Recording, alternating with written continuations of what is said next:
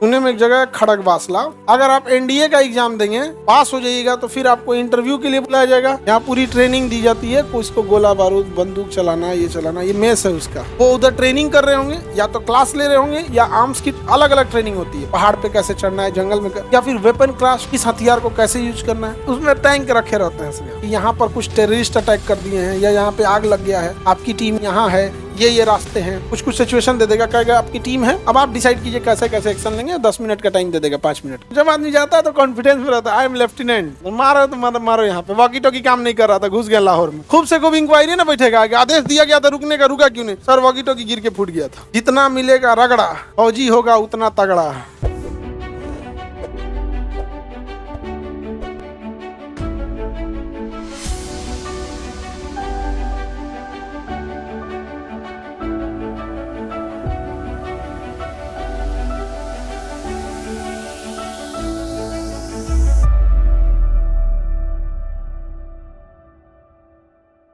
पुणे में एक जगह है खड़गवासला। यहाँ पे क्या है? National defence academy. National defence academy कहाँ पर है? पुणे में। अगर आप एनडीए का एग्जाम देंगे, पास हो जाइएगा, तो फिर आपको इंटरव्यू के लिए बुलाया जाएगा।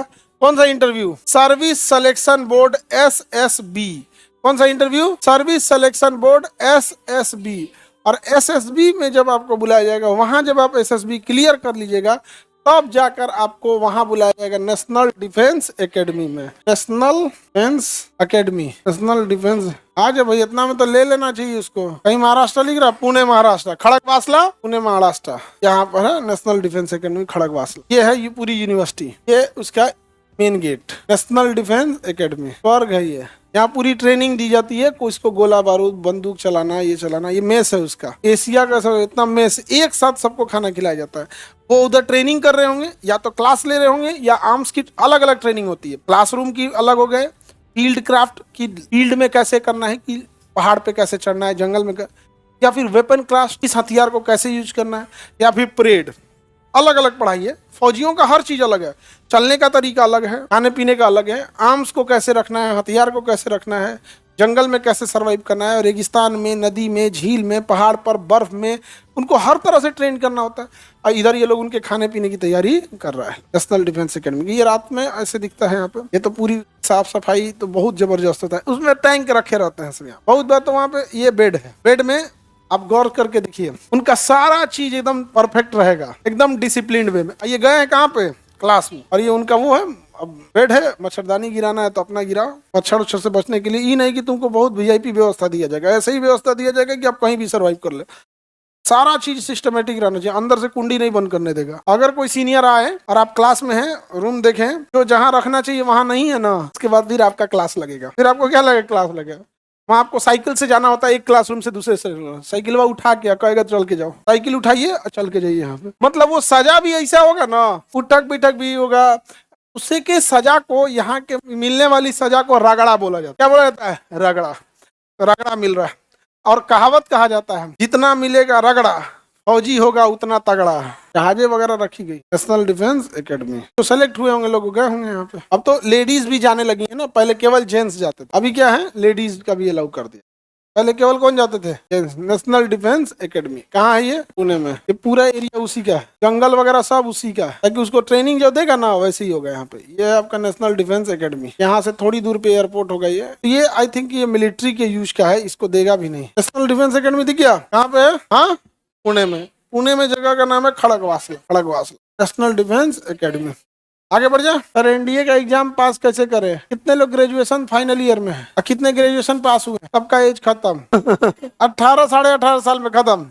18 साल आते आते खत्म। 16.5 से उठाएगा 19। हाँ तो अब आप जा सकती हैं एनडीए में। 16.5 से उठाता है, 17 से उठाएगा 19, 17 से 19.5। उसमें ना वो वाला नहीं होता है कि जनवरी में डेट ऑफ बर्थ है कि जुलाई में है, उसमें बहुत कम टाइम देगा आपको। हम लोग जब पढ़ते थे, हम लोग का तो इंटर पास किए थे, फिर आदमी एग्जाम दिया और उसके बाद से फिर आदमी गया इंटरव्यू देने। इतना खुशी होता था ना, जब इंटरव्यू देने गए लोग थे तो स्टेशन पे आए थे सब रिसीव करने। वहाँ मूवमेंट कंट्रोल ऑफिस होता है, बड़े रेलवे स्टेशन जहाँ सेना रहती है, प्लेटफॉर्म नंबर 1 पे एक ऑफिस होता है, movement control office, MCO office, movement control office, MCO। वहीं रिपोर्ट करना होता है एनडीए वाले बच्चों को। वहाँ जाइएगा, वहाँ सब बच्चे, कोई पहले आया कोई बाद में आया, वो आएगा 9 बजे।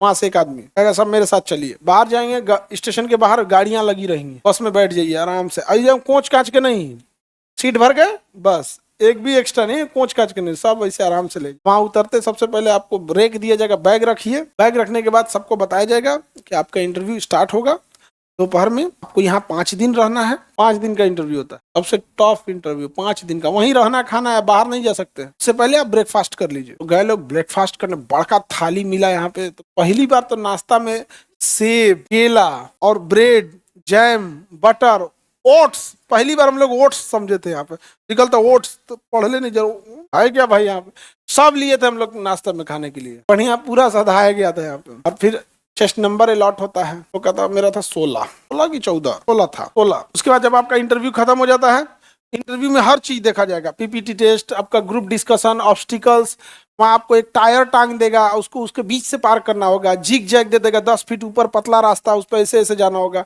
एक गड्ढा रहेगा, यहाँ से बीच में पानी रहेगा, उसमें रस्सी टंगा रहेगा, आप वहां से कूद के आइए, रस्सी पकड़ के गड्ढा पार कीजिए।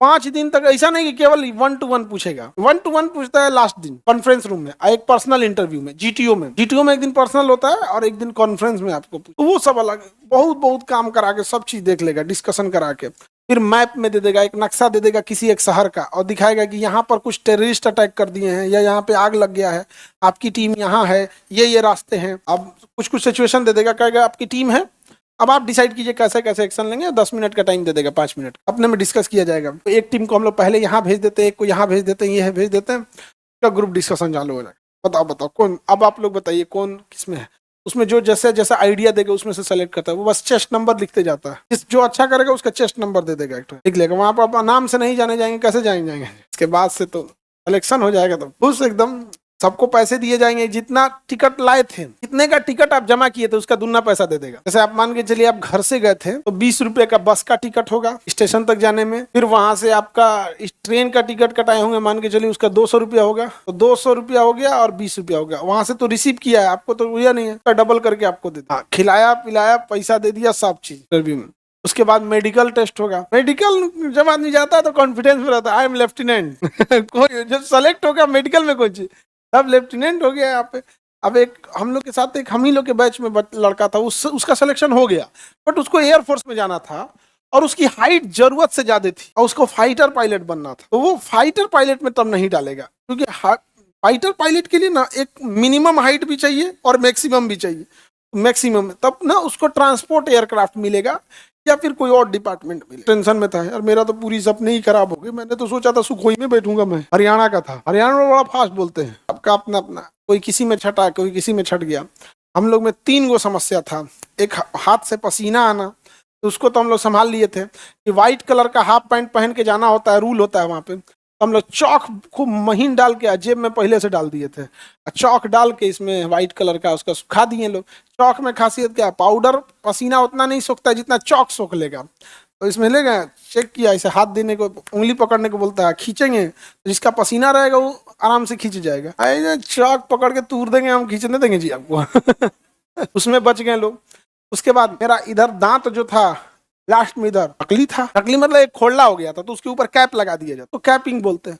अब हम कैसे पकड़ा जाएंगे तो दिक्कत होगा, उसको बचने के लिए हम जामुन खा लिए थे, भर दो तो नीला हो गया, उसमें वो नीला हो गया, नहीं तो एक्स्ट्रा सफेद दिख रहा था, डाउट हो जाता, जामुन खा लिए, और उसका जामुनवा का ना कुछ कुछ रखियो लिए थे, दाग उग लगा लिए थे जानबूझ के, पूछेगा ही क्या हुआ सर, जामुन अच्छा था, अच्छा ठीक है। अच्छा सिलेक्शन के बाद वो लोग भी ठीक ठाक से बात करते हैं मेडिकल में, कि उन्हें लगता है कि तो ऑफिसर है, लेफ्टिनेंट है। और उसके बाद से फिर ये पैर जो सट जाता है, चिपक जाता है यहाँ से, तो मेरा चिपक जाता है, देखिए घुटना चिपक गया ना, हालांकि हम दूर भी कर लेते हैं, जूम आउट करो तो जी, जूम आउट करने पे हो जाएगा, जैसे हम उसमें ऐसे ऐसे एक्चुअल में मेरा चिपक जाता है, लेकिन हम इसको हटा सकते हैं, हट गया, बस इतना हट गया, काम एनफ है, यहाँ पर हो जाएगा। हाँ जैसा ऐसे देखिए ये चिपक गया, ऑनलाइन वाले को ये चिपक गया, इसको हम दूर करना चाहेंगे तो दूर हो जाता है, ठीक है, मतलब वो ना ऐसे चिपक ही जाता है। तो उसके लिए क्या था, हम लोग जब मैट्रिक में पढ़ते थे ना, तभी से आदत लग गया था, हम लोग के ग्रुप का एक सेलेक्ट हुआ था, तो तभी से क्या हो गया था, एक आदत लग गया कि इसमें तकिया रख के पैरवा को ना गमछा से बांध देते थे लोग, तो घुटना के पास तकिया मोड़ लिए, दूर हो गया, और उसके बाद पैर को पंजा के पास से गमछा से बांध देते थे, और बड़ा दबाव बनाता था,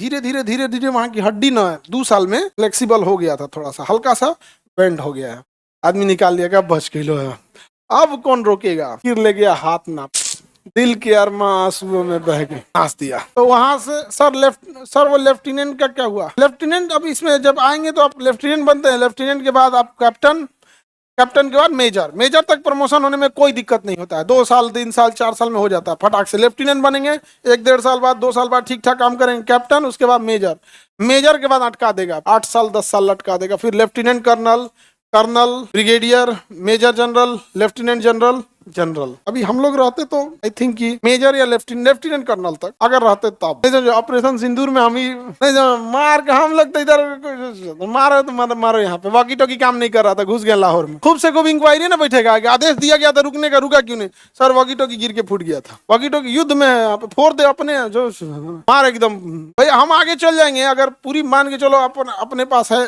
600 जवान की पूरी कंपनी, लेके घुस जाएंगे कंपनी तो पीछे वाला छोड़ देगा, अब आओगे, अब तो युद्ध लाजमी हो गया, खत्म। नहीं समझे, एक के जगह सब जाना पड़ता है। वहां पे अभी एक बच्चा था ना आदित्य धनराज, अभी उसके साथ अभी उसकी इंक्वायरी चल रही है, अभी देखिए इंक्वायरी में क्या आएगा क्या नहीं, क्योंकि अंदर का चीजें वही बताते हैं, बाहर क्या हो रहा है अंदर का आपको नहीं पता चलता। इसमें किसमें निलंबित कर दिया जाता है, मतलब इसका कहना ऑपरेशन सिंदूर में आप रहते, अगर आप चल जाते तो आपको तो सस्पेंड कर दिया।